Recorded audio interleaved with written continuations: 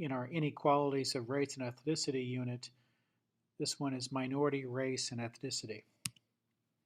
Minority, a minority has distinctive physical or cultural characteristics that can be used to separate it from the majority. But it's important to understand we're not really talking about numbers here. It's about the majority would be the dominant group, and the minority would be a group with less power than the majority. But it isn't in sheer numbers. The minority is dominated by the majority because the majority holds an unequal share of the society's desired goods, services, and privileges.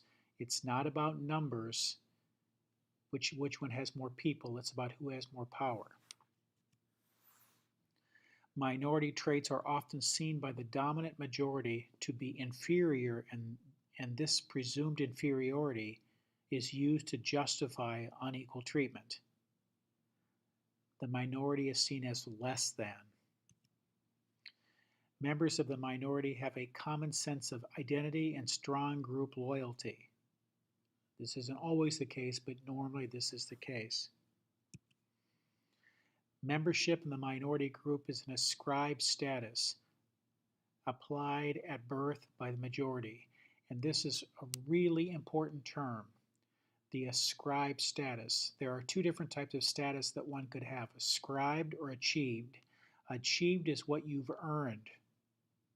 Ascribed is what's given to you at birth, and it has nothing to do with what you've done or what you are as a person. But you get a label at birth, and that is what you are in regard to an ascribed status versus an achieved status. Racial categories are constructed and have changed over time. That's another important point. What we consider to be racist today was not what was considered to be racist 100 years ago.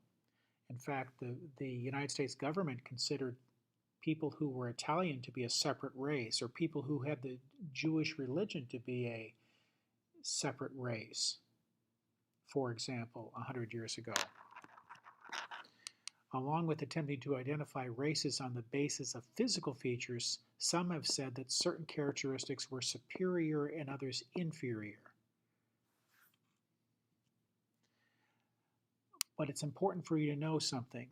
There may be more genetic difference between a tall person and a short person than between two people of different races who are the same height. So let that sink in for just a second. There is more genetic difference between a tall person and a short person than between two people of different races who are about the same height. There is no scientific evidence for distinct human races or for connecting any racial characteristics with innate superiority or inferiority. There is no scientific basis for race. Ethnicity comes from the Greek word ethnos, originally meaning people or nation, and refers to cultural and national identity. Cultural differences define ethnic minorities. So their culture, it's more cultural. An ethnic minority is defined by its own language, religion, values, beliefs, norms, and customs. Ethnic minorities are separate from the larger culture either because the members of the ethnic group wish to preserve their cultural and national origins, or because the majority has erected barriers that prevent the ethnic group from blending in. So either they want to stay separate or they are kept out. And negative attitudes toward ethnic minorities exist in part because of ethnocentrism. And if you look at this quote here, ethnocentrism is the view of things in which one's own group is the center of everything and all others are scaled and rated with reference to it. Each group nourishes its own pride and vanity, boasts itself superior, exalts its own divinities, and looks with contempt on outsiders.